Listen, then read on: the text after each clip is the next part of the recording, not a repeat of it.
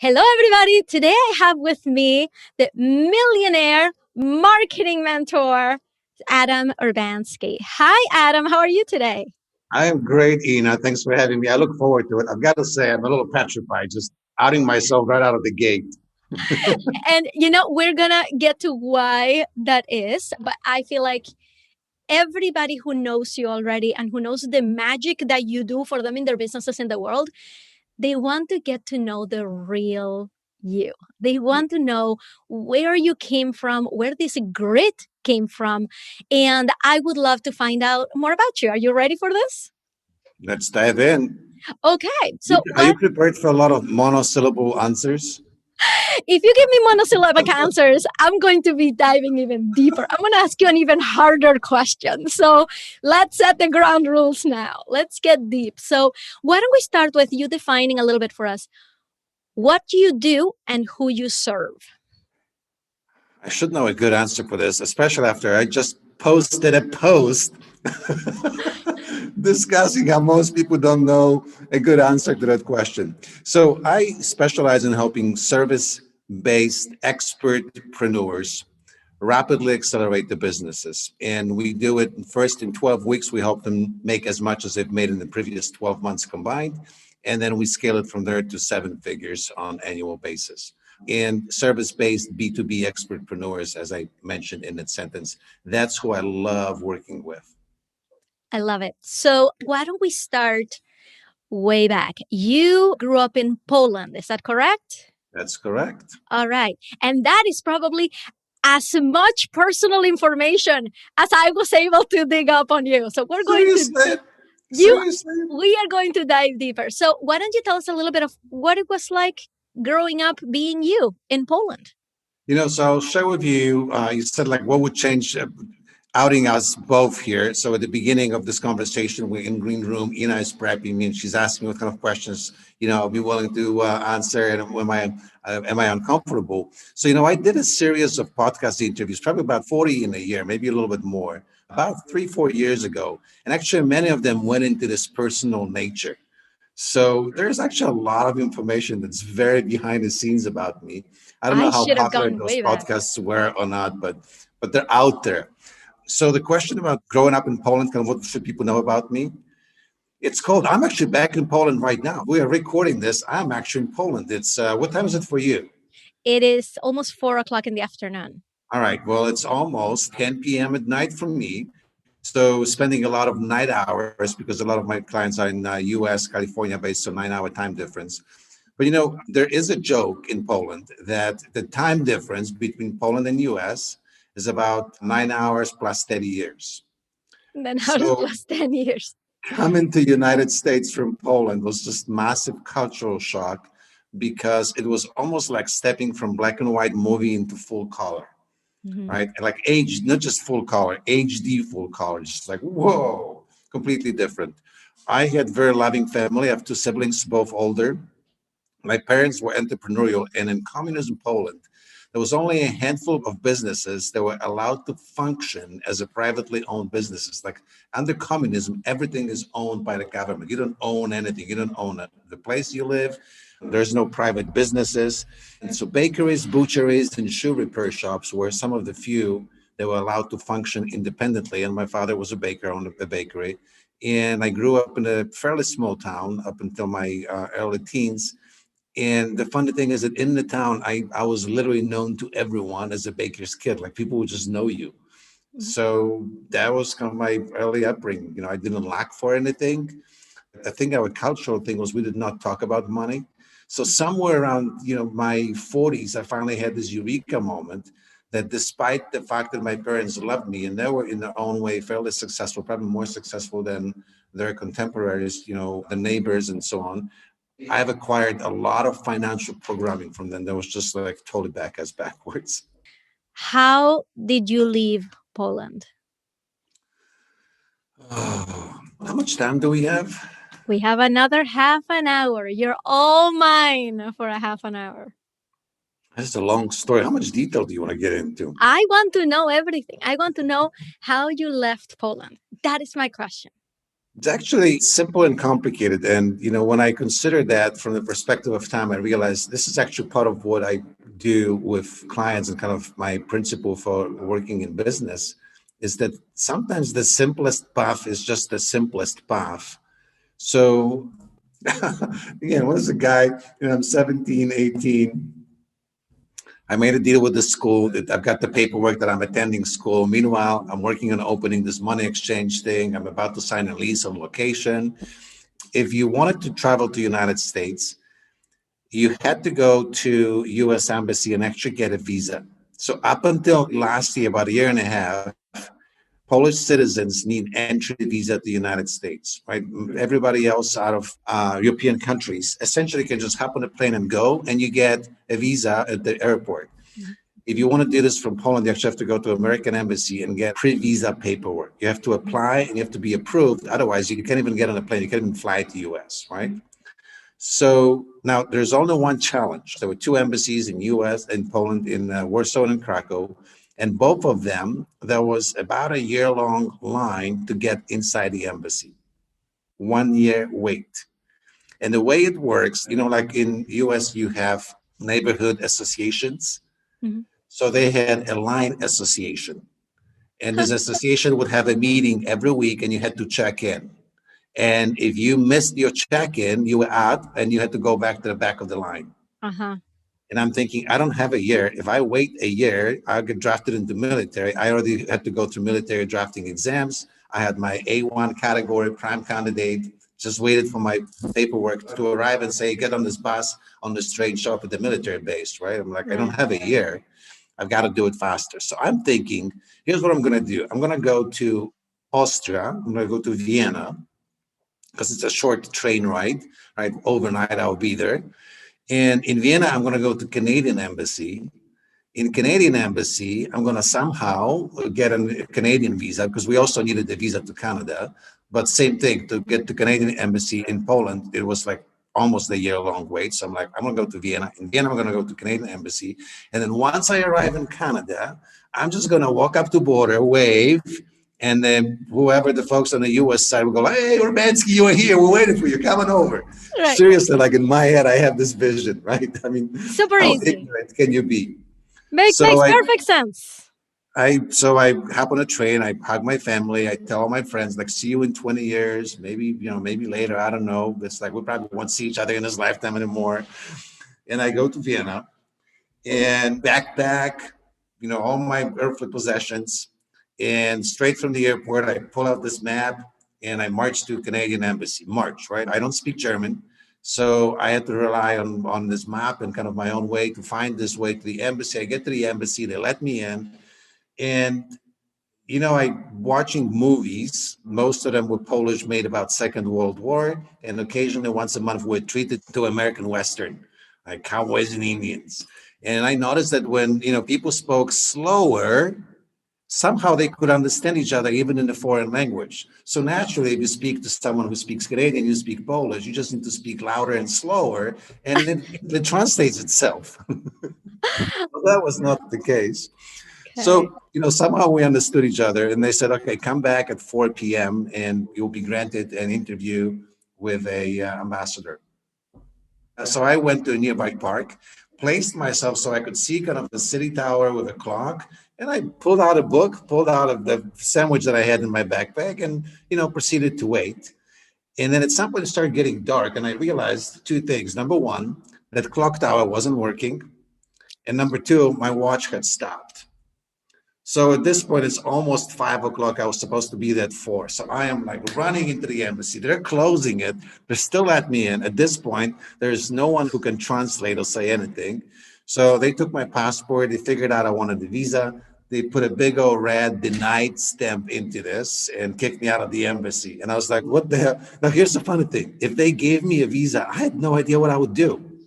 I had no funds to buy the ticket. I was just like, I don't know. If the plan actually worked, I don't know what I would do. It didn't work.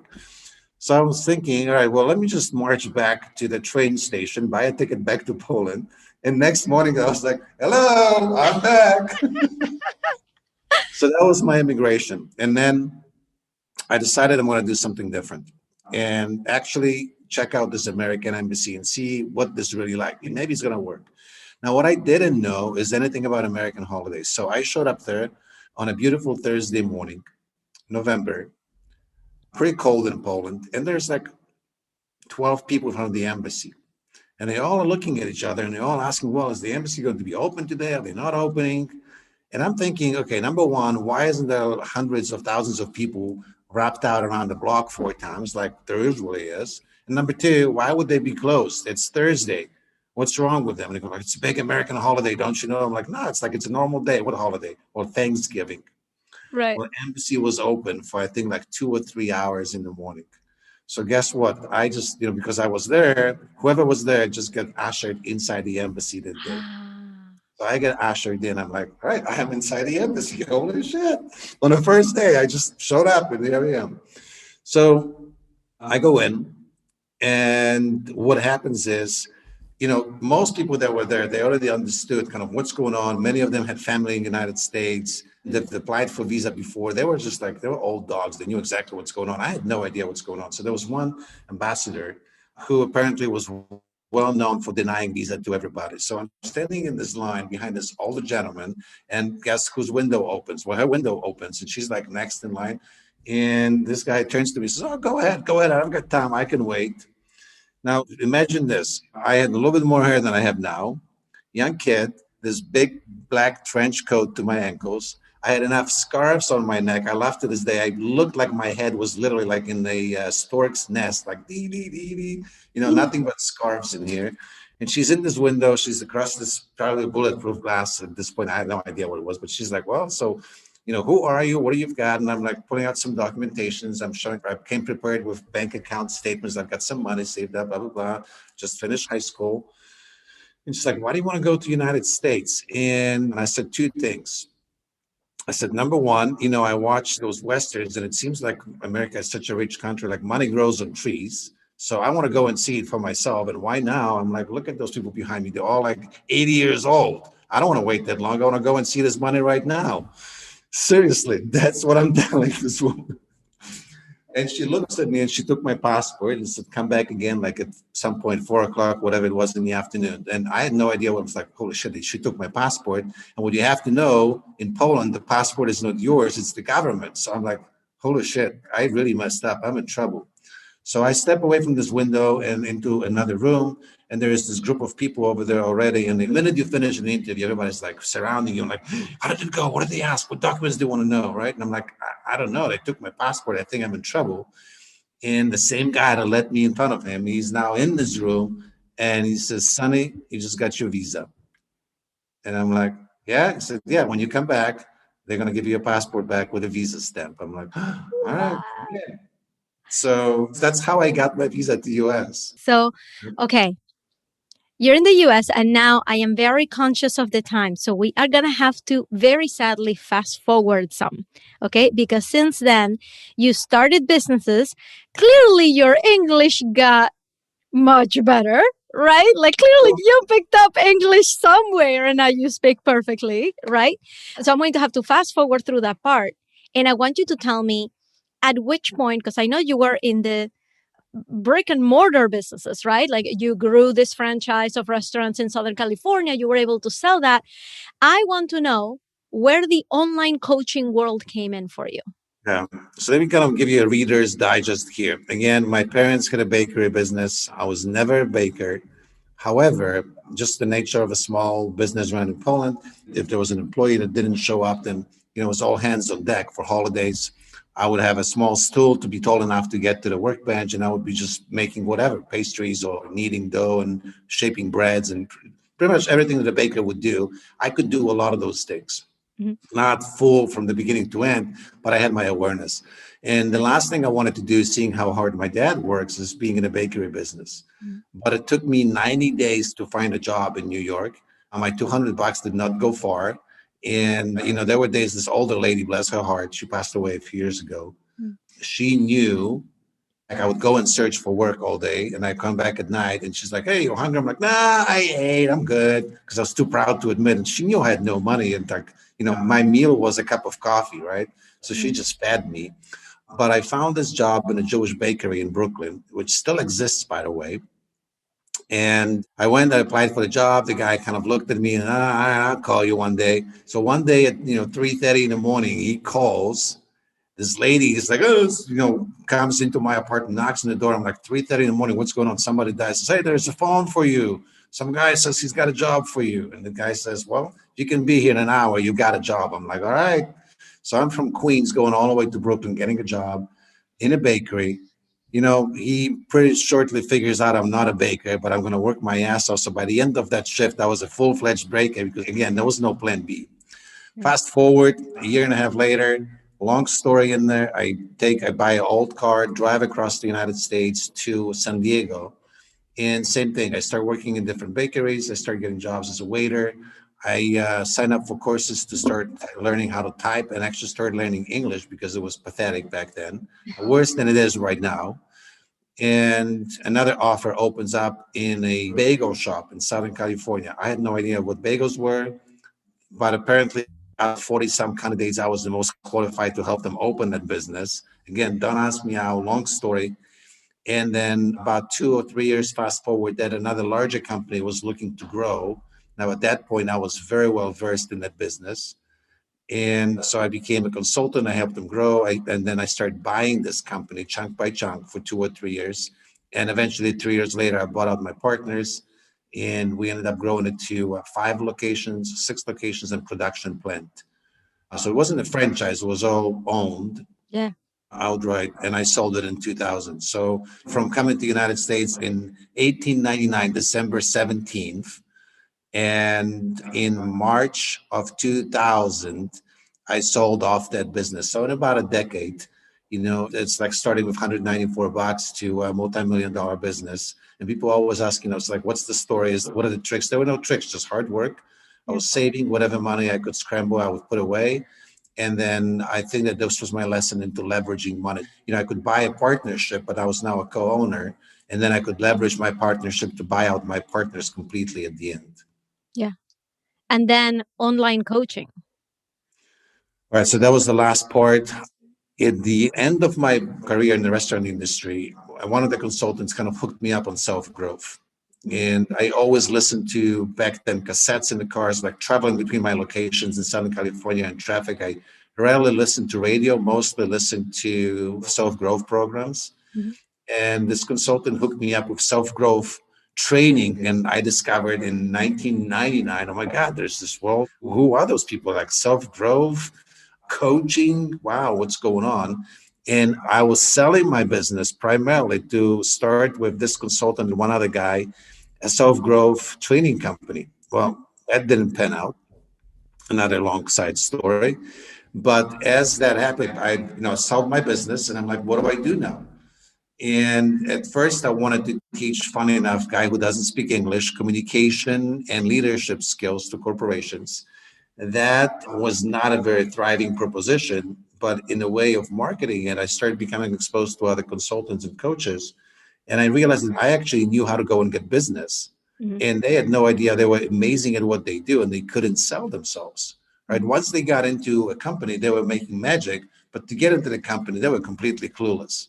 Yeah. And like when I was listening to them, they were all discussing the nuances of what they did. But I was like, guys, your clients, no one cares about any of this. You need to pick up different skills. And they're always, look, I'm 29-year-old stooge. Most of these guys are in the 50s. And they look at me, it's like, what do you know? I'm like, well, I just happened to sell this business recently that I built from scratch. And yeah, I may not look like much. I don't sound like much, but I kind of know how to grow business and make money. And it took me about a year of universe pounding on my head that, dude, you should go and help these guys learn how to grow the businesses because they're clueless and you know how to do it.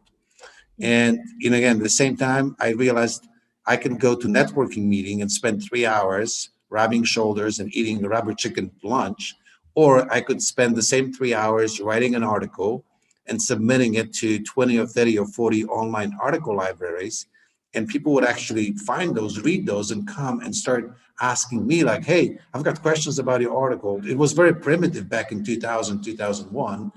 But I realized, people that were anyone, Back then, I already heard of Tony Robbins. So Tony Robbins and Zig Ziglar and Brian Tracy, they were not showing up at local networking meeting looking for clients.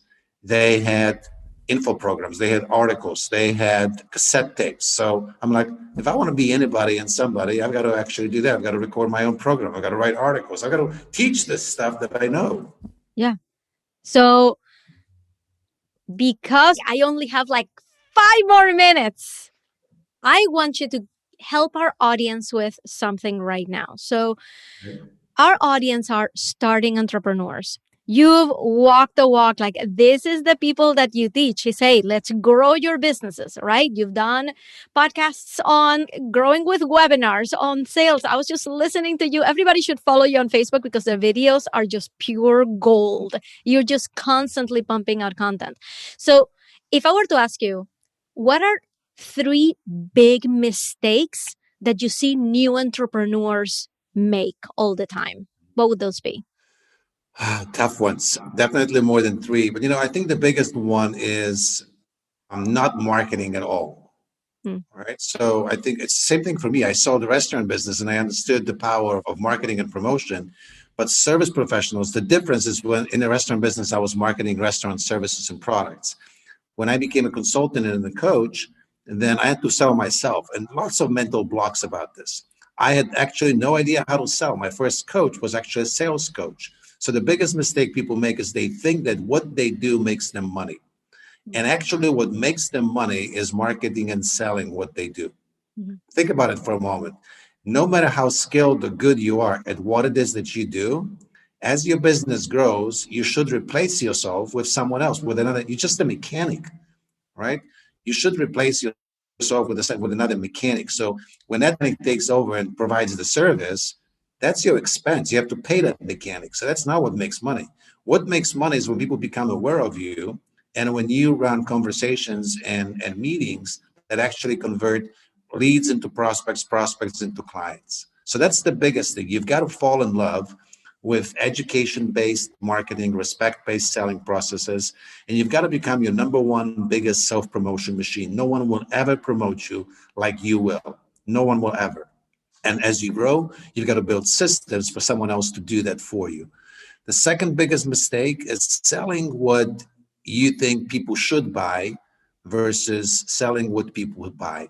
So you got to sell what sells. And look, it doesn't mean sell things that you have no business selling, you're not familiar with, that you read a book and you now become an expert and can sell it to other people. What it means is that you've got to find a way how to take what you are uniquely qualified to do, your unique genius, your unique skills, and find a way to match them to a need in the marketplace, and find a way to explain it and package it in such a way that people go like, oh yeah, I want that. I want that. So look, when you buy a car, you're not buying an engine, you're not buying a set of wheels, you're not buying seats, you're buying all of that as a package. And the biggest mistake service professionals make is that they, will tell you stories about how good the engine is and, what the process of making the wheel is. And no one cares, right? People just want a vehicle that takes them from here to where they want to be. The third mistake is trying to build funnels too early. So look, building a business is a funnel. Like, people have to become aware of you. They have to get to know you. They have to start knowing your proposition and then explore working with you, buy from you, and so on. But if you can't do this, so Ina, if you and I met somewhere and we now had a conversation and we now had a video conversation face to face, and in that process, I could not interest you in what I do. I could not move you from just being interested to actually wanting to exchange money with me. Then what makes me think you would do this by landing on some page with some text? Right. Chances of that are absolutely zero, if not less, if it's physically possible, mathematically possible. So the best thing people can do is not try to build complex funnels. It's not try to market one to many. That comes later. At first, you've got to actually prototype a really good offer for one audience, one solution to one problem, and get really good at communicating, marketing, delivering that one thing. And don't look for scale. If you scale zero, it's still zero. Look for progress, right? So mistake is, what happens if too many people come to me at once? That would be a good problem to solve. Don't worry Right. about it. Your biggest problem is how do you get one or two or three people to actually buy from you? Go do that. And the way to do this is just start having conversations with people. I love it. Everything you just said is like the Bible, like that's it. So, what do you think is the biggest misconception that people have of you as a successful entrepreneur? Mm, I'd say three things. I know it's like you didn't know I was so verbose, did you? I'd say three things. Number one is that when people call me an internet marketer, it drives me nuts. And none of us are internet marketers, right? We are business owners, and internet is just a marketing channel. Like no one says they're a TV marketer or radio marketer or newspaper marketer. They're just, we advertise. Right. Internet is the same thing. It's just different communication medium, but that's just the medium. You don't have an internet business. You have a business, and then internet is just a channel. So it drives me nuts when people do this because it actually instantly causes them to misunderstand what it will take to grow the business. They don't even know what they're building. They're not building an internet business. They're building a business, and they're going to use internet to get to their clients. All right. The second thing is that I love marketing. And while it's true, I'm very good at it. But what I'm most passionate is actually transforming lives. Mm-hmm. So marketing is just the vehicle. Marketing is just a vehicle. And I'm going to actually stop at those two, right? So Those it are really great. isn't for me about let's just, what's the latest marketing tactic? I actually really don't care. And at one point, I was the latest and the freshest and the biggest and the hottest. I don't really care. I want principles that I can put in play today and are going to work for me most likely 20 years from now, regardless of what's the latest tactic of the day.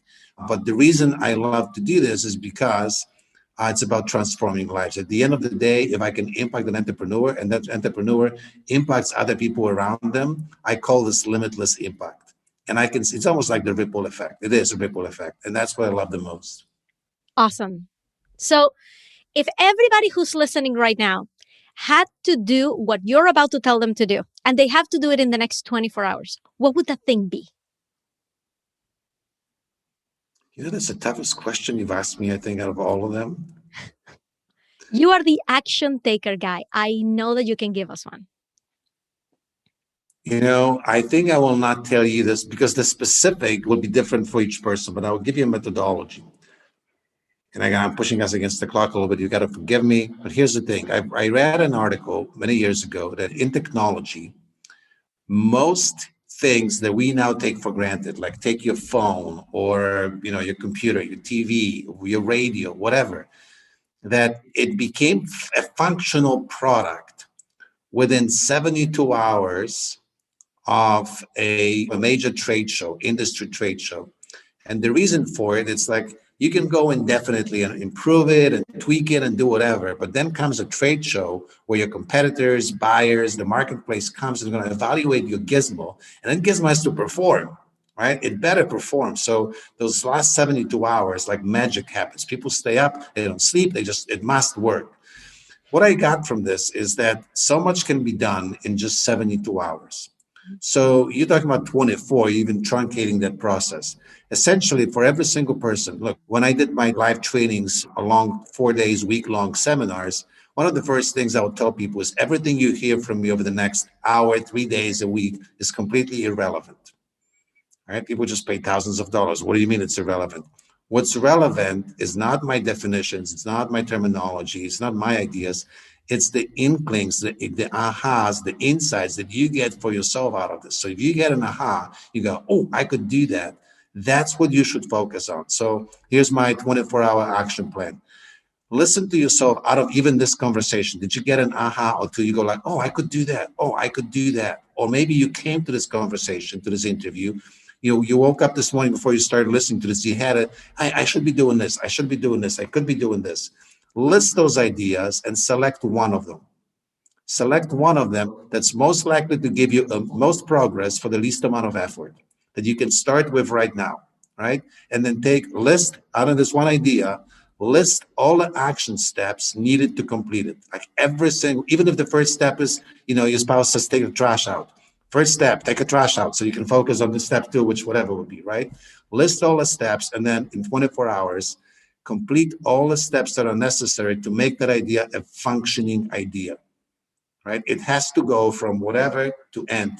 Look, if you're looking to start your business between now and same time tomorrow, you can have a paying client if you just execute one idea. It doesn't have to be perfect. Don't build funnels, but there could be something like, hey, list a 4 or 5 things you can do for people that provide value. List 25 people that you currently know that this value would be of service to them.